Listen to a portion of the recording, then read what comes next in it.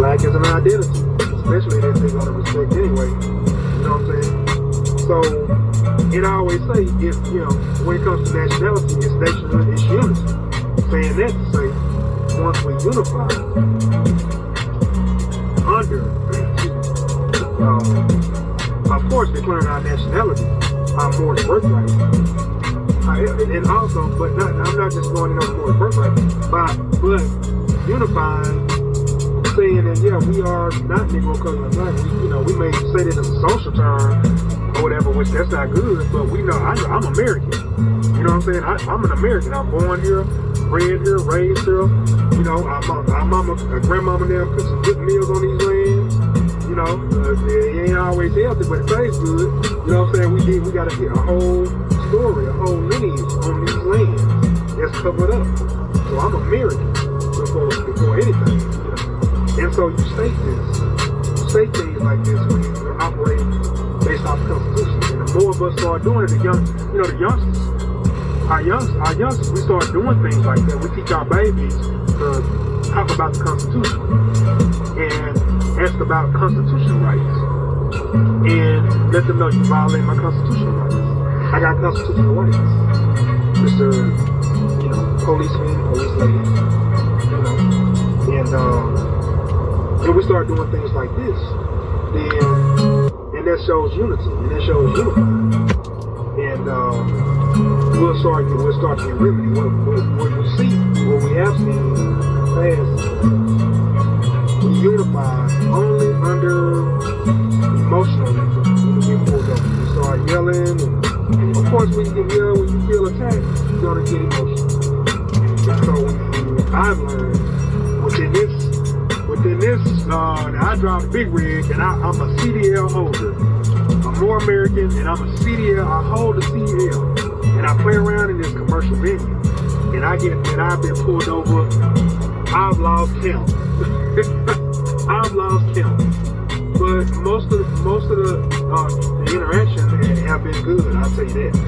Now to take a couple of tickets, all right, I ain't got time to give me the tickets. I can send it to the legal firm so they can give me the lesser amount. I play the game, So I like doing this type of job. It's cool. I have other areas where I can work and make money. But I've done this, and it's been good. It's just alright. I'm grateful. But I'm gonna tell you what. I found most of my remedy was standing on constitutional law.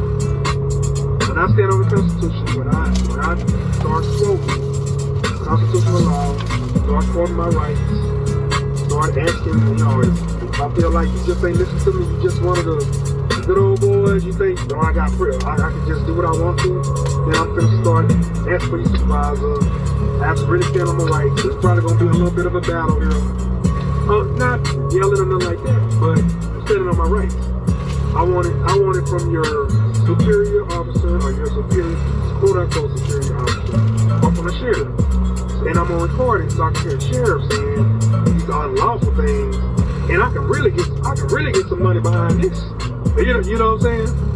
If you want to get some money, let's stop dealing with car wrecks. Let's start dealing with these people taking our rights and sue them. Record them and get some money like that. I ain't saying we should go targeting nobody. I'm just saying that they targeting us. We have to stand on our constitutional rights and start recording them, and things of that nature. So, standing on rights, standing on governing of the people, which is your Aboriginal rights. And I'm talking to the melanated Moors who claim to be black. Us first, because we get the brunt of this. And mentioning my situation, I think I might have been targeted a couple of times. What you would call racial profiling. There's a lot of us that's driving, a lot of melanated boys driving. So, I might have been in a little country town. Like, well, what are you doing around here? Well, but usually it is out real good. Targeted, but once they see the Constitution, and you ain't just out here lost. Things change. Their whole tune changes. Everything changes. And usually we're not talking about our rights and constitutional rights and standing on law and things like that. So forth and so on. So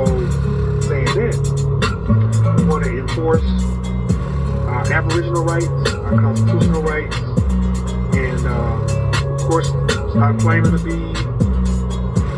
the commercial, what they call it, the brands. You know, we don't want to claim the commercial brands, Negroes and blacks and things like that, and start claiming American. You don't want to let that word black come out as an identity, come out of your mouth. Dealing with any type of elected official, quote unquote, any type of judge, governor, police, policy enforcer, city clerk, did I say judge, bailiff, any type of so-called official, mayor. You don't let black come out of your mouth as an identity, because they gonna arbitrarily play game. They gonna run you through the ringer. And some people gonna say, well, they gonna do that anyway. They gonna do it anyway. Well, is that respectful? I would humbly, respectfully say this. And yes, I like to come humbly and respectfully. I do that. Is that an excuse not to read the Constitution? I mean, is that your excuse not to read the Constitution and not to claim your aboriginal rights and not to claim your constitutional rights? Is that the reason not to do it? Let's just let them run them up. We ain't gonna even try. They gonna do it anyway. You know, is that how you talk to you? Is that how we talk to our babies? You know, we want our babies to succeed in life and things like that. Oh, they just gonna do it anyway. We defeat it anyway. That's how we talk to our babies. Do we let our babies hear us talk like that? You know, oh, never mind. They just gonna do it anyway. Of course not. We don't want our babies hearing us talking to people like that. We all have to read the Constitution. We all have to enforce it. It's the law of the land. You know, all we have to do is just start talking the Constitution. That's not constitutional. Oh, Mr. Wayne, Mr. Neat, you know, you can't be barbecuing here on your sidewalk. Where in the Constitution does it say it? I can't barbecue right here in my driveway. Where does it say it? Where does it say the ordinance? This is my property. I have constitutional rights on this property. Nobody's being harmed. This environment is controlled. I have safe, you know, things like that. You operate based off constitutional law. And you read the Constitution and you see where it say, I can't cook my barbecue or my vegetables outside. It don't say that in the Constitution. Excuse me, the Constitution don't say that. You know, some of your United States codes don't even say that. Don't even talk like that. So what you talking about? It's when they want to pick on you and things like that. So we want to encourage everybody, especially if you're to enforce your aboriginal rights, the great laws of peace, the great laws of the Confederacy, which is the very first Constitution, which comes from the Aboriginal Indigenous law, which is our law, which is Moore's law, and enforce that law and enforce the Constitution, because it's going to bring us, it's going to secure our rights, pretty much, by us operating in that fashion. And move right along, back to nationality. Nationality of our nation, of our birthright, that certainly is a stronger protocol to securing our rights. Because Moore's law is the law of the land. And we are Moors by pedigree. And the political ramifications of us being Moors is certainly more powerful than anything that's operating on this land.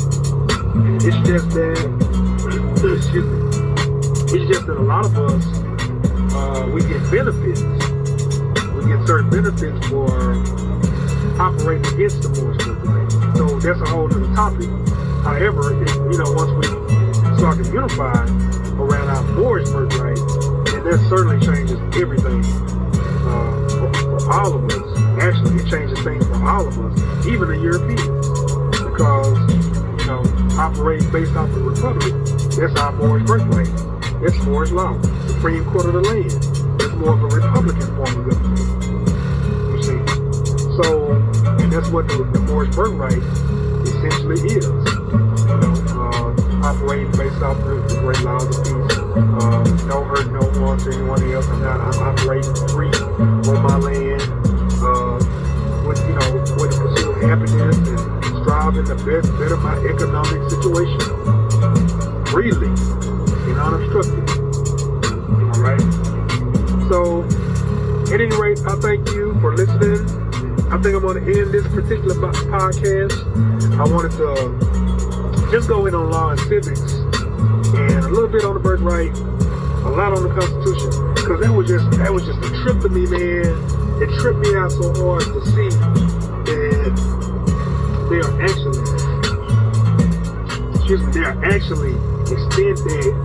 not actually doing it, but they have extended.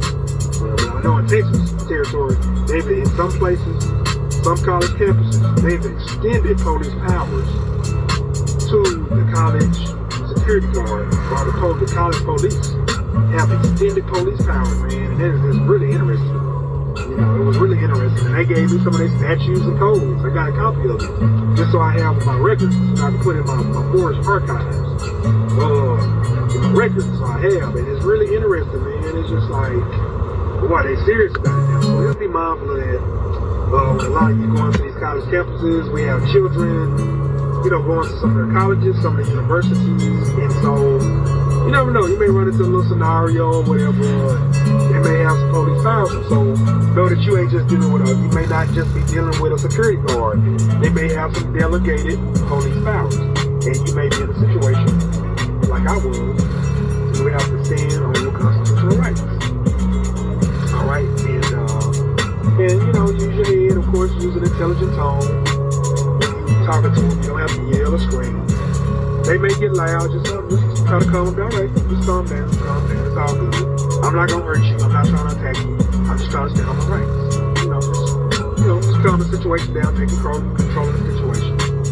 If it was to get to that point, all right. Trust it won't.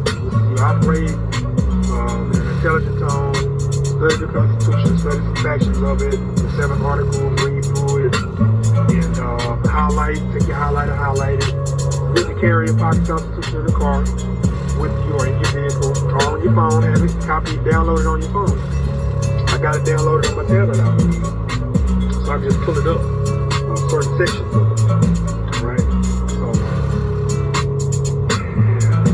I'm going to end this podcast. I thank you all for listening. Peace and love to everybody. Honor to all the ancestors. I didn't mean to not honor the ancestors. At the beginning of the podcast, I honor all my ancestors. Peace to all the ancestors, the matriarchs, known and unknown. Peace to the patriarchs, known and unknown. I thank all of them for their flights. I thank all of them for setting a path for me to follow. Good, bad, ugly. I've learned some things on this path. I'm still learning. I'm a student. I'm a teacher. Son of one mother. I didn't mention that I am Terry Phillips Dangerfield Bill, Aboriginal Indigenous born of this land, North America, and the planet Earth. And I send my peace, Islam, to the human race, to the other races operating, the other beings operating in and off the planet. Peace and love, and you all have a great one.